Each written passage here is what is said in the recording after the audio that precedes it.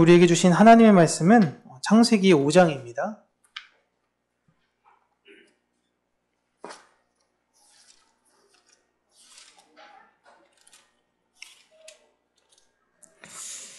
창세기 5장 18절에서 24절인데요. 우리 오늘은 어린 친구들도 있으니까 조금은 천천히 같이 함께 한 목소리로, 이름들이 막 나오니까 아마 조금 낯서실 수도 있고요. 그러니까 좀 천천히 저희가 같이 한번 읽어보도록 하겠습니다.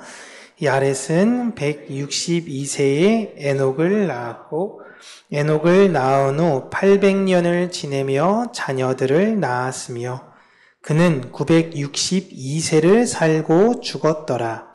에녹은 65세에 무두셀라를 낳았고, 무두셀라를 낳은 후 300년을 하나님과 동행하며 자녀들을 낳았으며, 그는 365세를 살았더라. 에녹이 하나님과 동행하더니 하나님이 그를 데려가심으로 세상에 있지 아니하였더라. 아멘. 네, 오늘은 유쾌한 왕따라는 제목으로 하나님의 말씀을 우리 사랑하는 성도님들과 함께 나누도록 하겠습니다. 네, 설교를 준비하면서 수없이 많이 수정하고 또 수정하는데 참 어려운 게 타겟층을 어디로 해야 되는가라는 것이었어요. 어제 밤 11시가 이제 돼서 이제 다 완성이 됐을 때, 이 정도면은 이제 우리 초등학교 6학년 올라가는 친구들도 잘 집중하면 쉽게 이해할 수 있지 않을까라는 마음으로 잘 이렇게 추렸으니까요. 한번 열심히 들으면 잘 이해할 수 있을 겁니다. 아멘.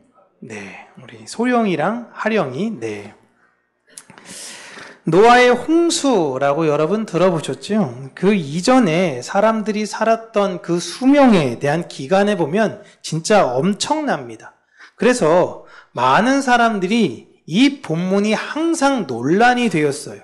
뭐 하면 900살, 뭐 하면 900살, 다 900살을 살았거든요.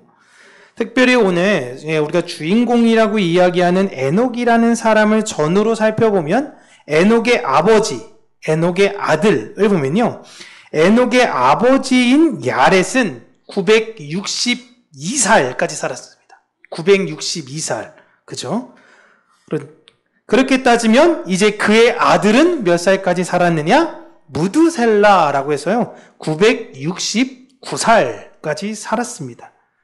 그 당시에는 그냥 웬만하면 다 1000년 가까이 살았었어요. 그러나 그 누구도 1000년을 살지는 못했습니다. 모두가 다 900년은 기본으로 살던 시기에 아주 짧게 살았던 한 인물이 나와요. 그는 아담의 7대손, 7번째 자손으로 순종, 봉헌이라는 이름의 뜻을 가진 에녹이라는 인물입니다.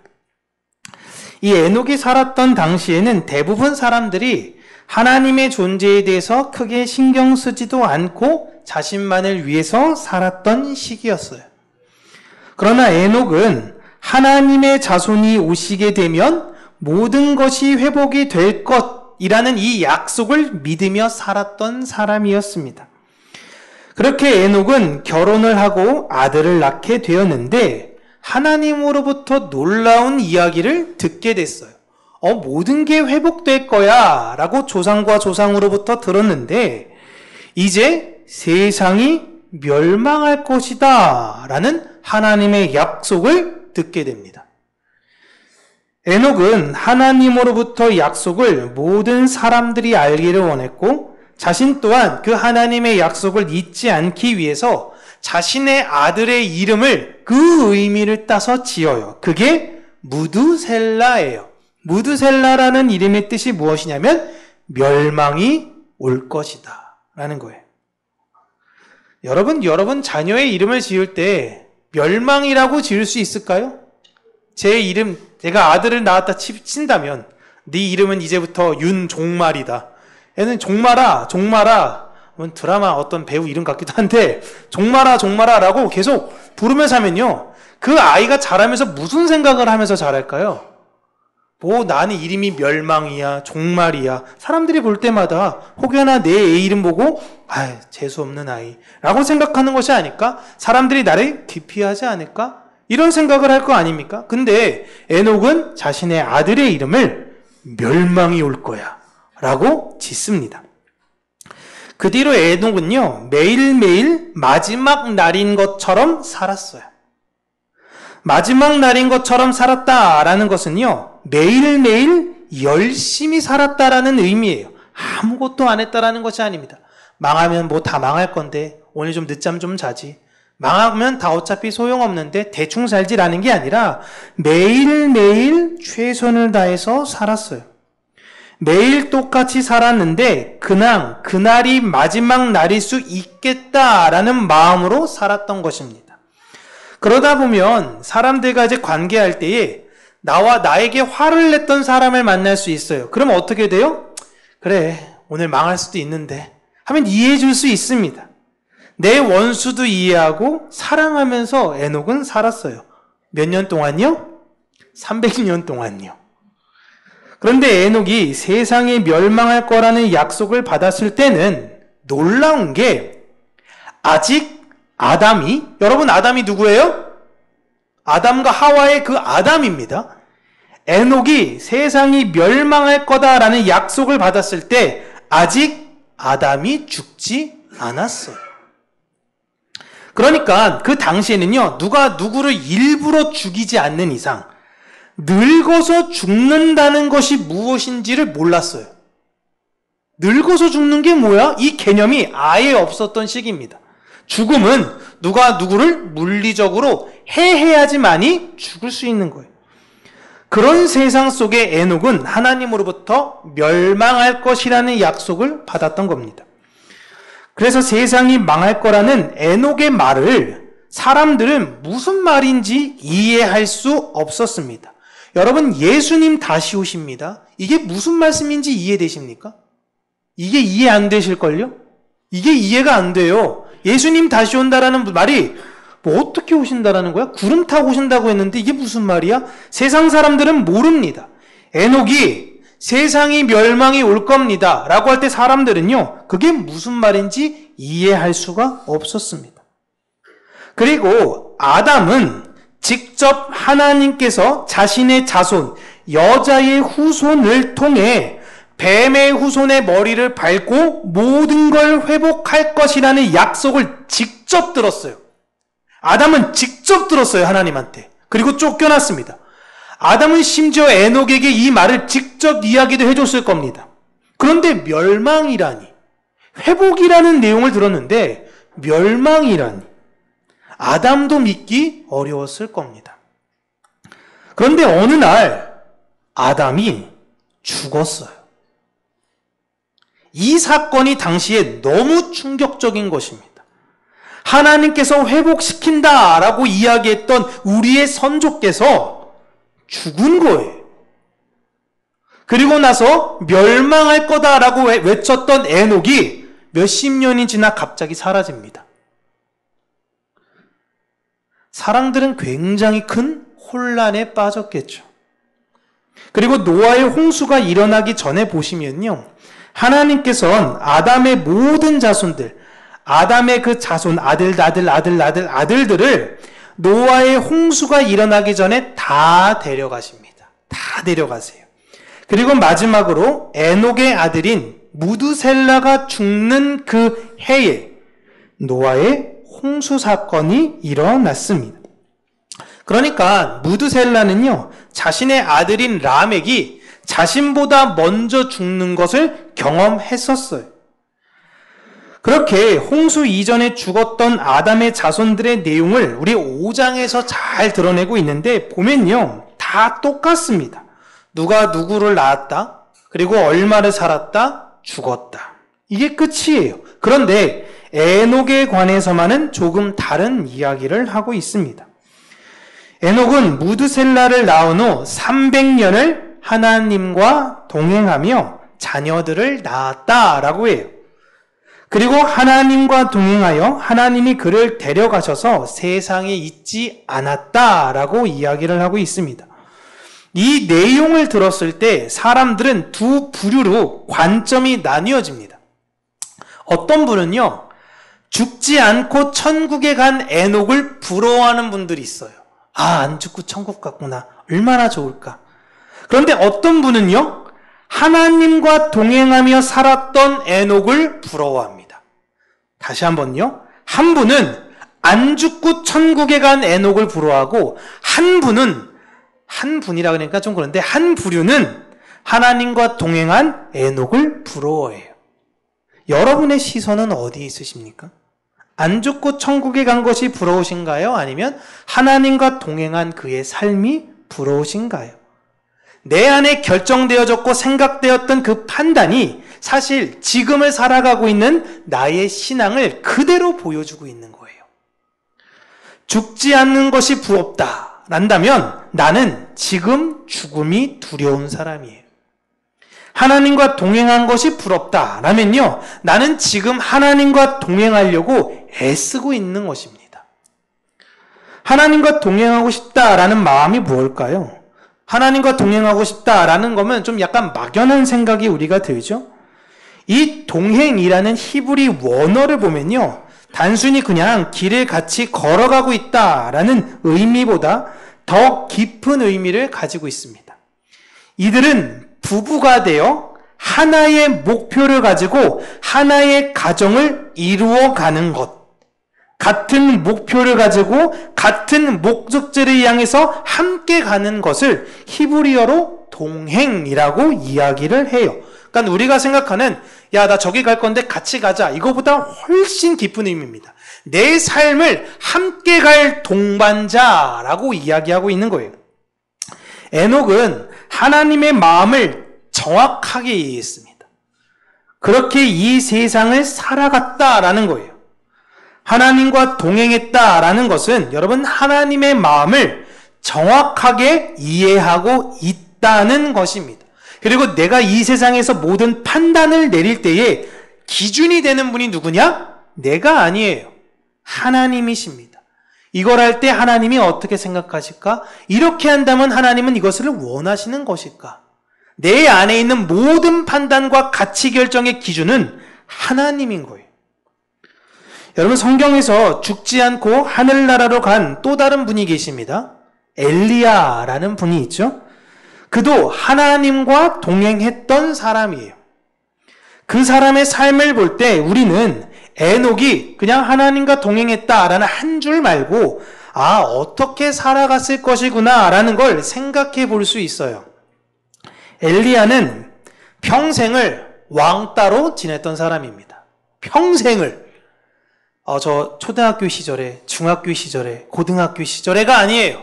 평생을 왕따로 지냈던 사람이에요. 그는 부모가 누군지 성경에서 기술하고 있지도 않습니다. 나와 있지도 않아요. 결혼도 못했어요.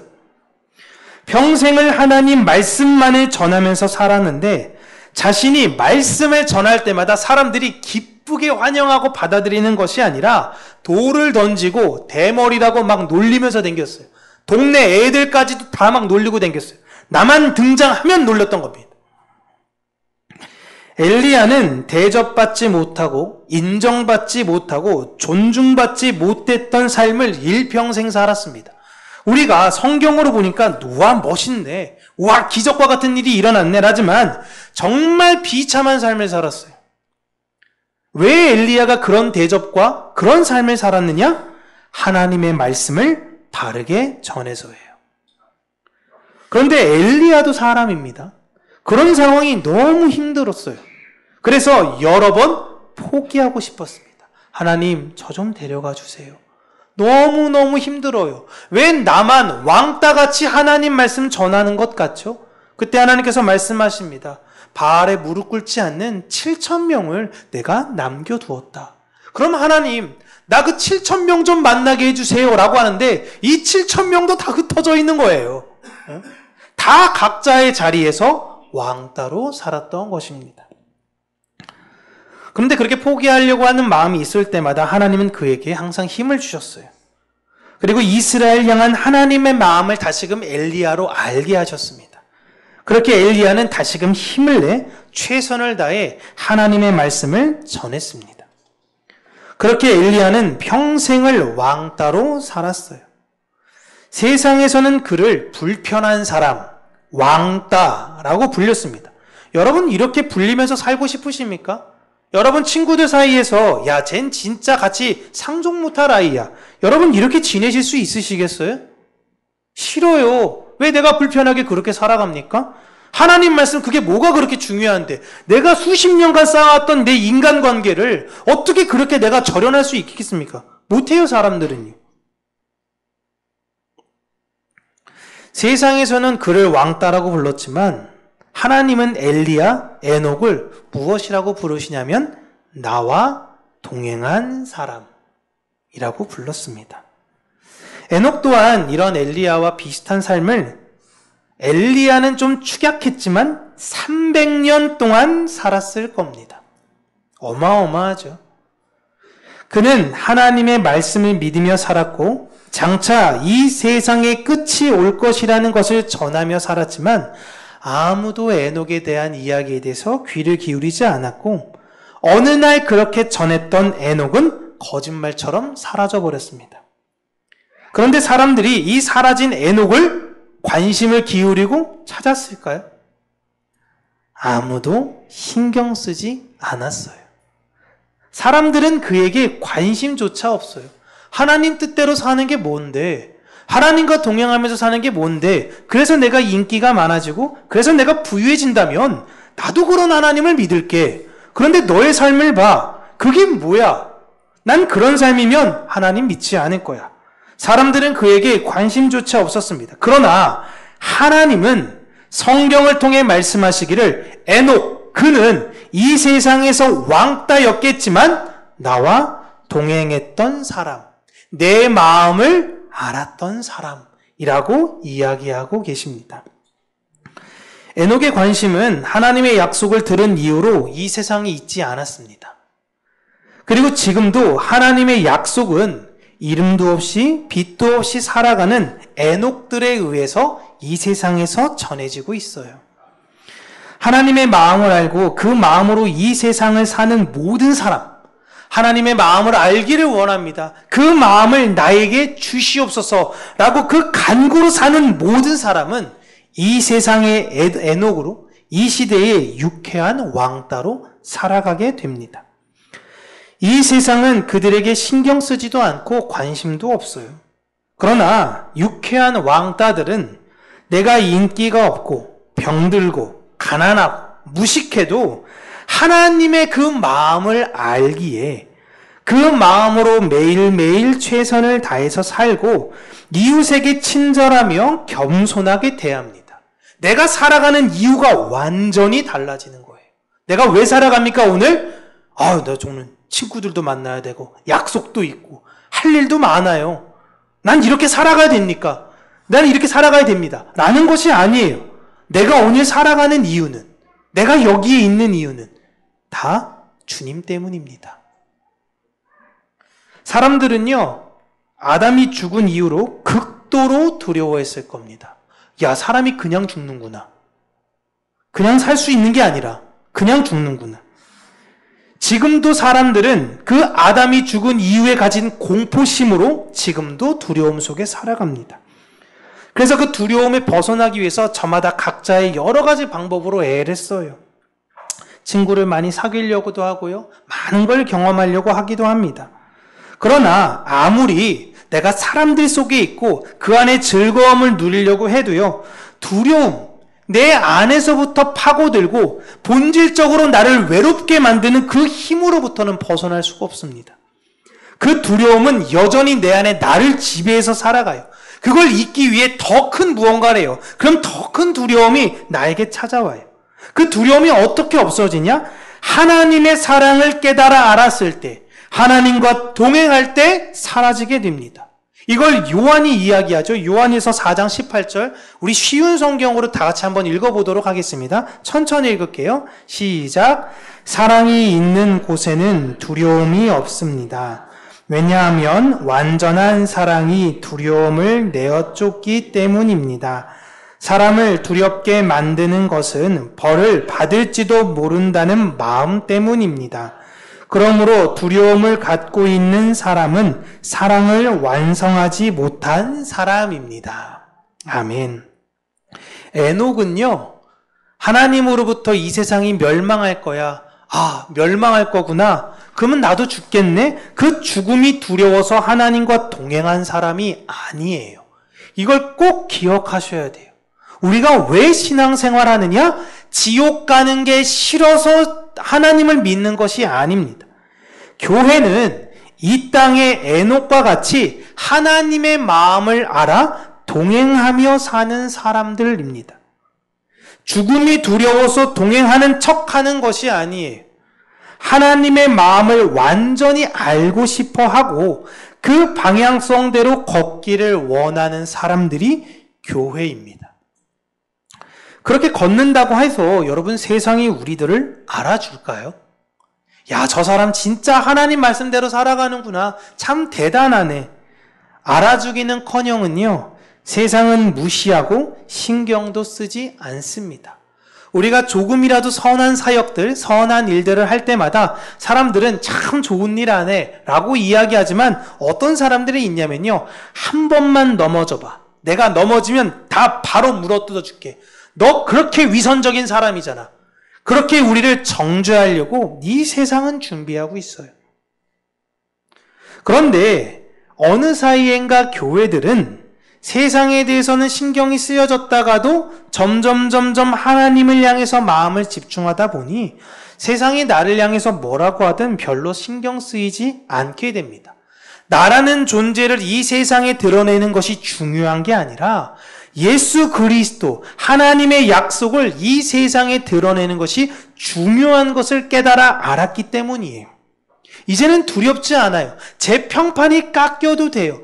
내 모든 게 수치를 당해도 돼요. 다만 제가 원하는 거는 여러분이 예수 그리스도의 그 약속을 그 마음밭에 깨달아 알게만 되신다면 전 그것으로 족한 것입니다. 점점 예수 그리스도를 닮아가려고 애쓰다 보니 내가 어느새 보니 그분을 점점 닮아가고 있어요. 2023년엔 이랬는데 24년엔 더 내 마음이 유순해지고 더 내 마음이 친절해지고 더 내가 예전보다 당당하고 나은 사람이 되어지고 있다는 걸 내가 알아요.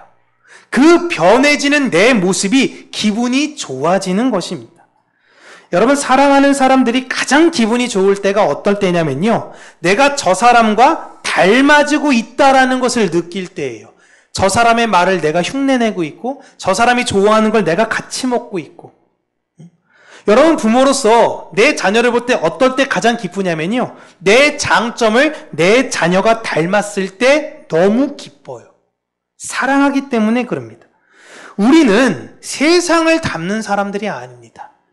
하나님을 닮는 사람들이에요. 그렇게 하루하루 그분을 닮기 위해 살아가면 되는 것입니다. 이 세상은 유명인이 되라고 애씁니다. 그렇게 우리는 불안한 유명인이 되려고 애쓰는 것이 아니라 하나님의 마음을 아는 유쾌한 왕따로 이 세상을 살아가는 사람들입니다.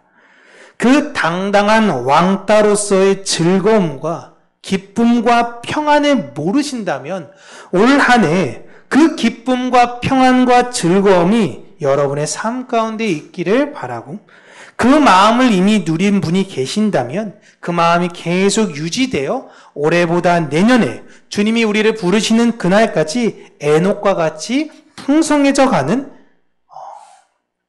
그런 분들이 되시기를 주님의 이름으로 축복합니다. 기도하겠습니다. 살아계신 하나님 아버지, 우리가 이 세상을 살 때에 내가 혼자 될까 너무 두려워하고 무서워하고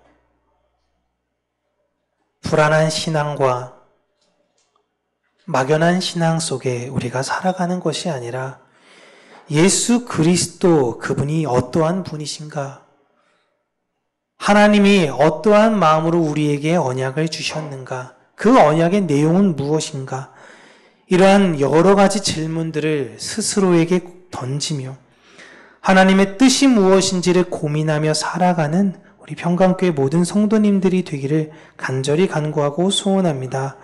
주님 다시 올 것이라고 분명히 약속하셨음에도 불구하고 오시더라도 내일은 아니겠지.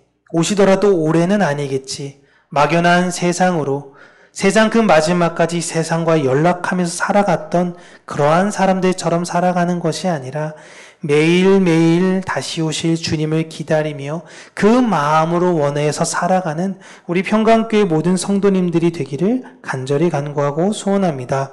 그로 인해 소망을 잃어버린 이 시대 속에 다시금 소망을 전하게 하여 주시고 믿음이 없는 이 사람들 속에 믿음이 무엇인지를 보이게 하여 주시며 그 모든 것 가운데에 아름다운 사랑으로 많은 이들을 살리는 우리 평강교회가 될 수 있도록 은혜 허락하여 주시옵소서. 예수님 이름으로 기도합니다. 아멘.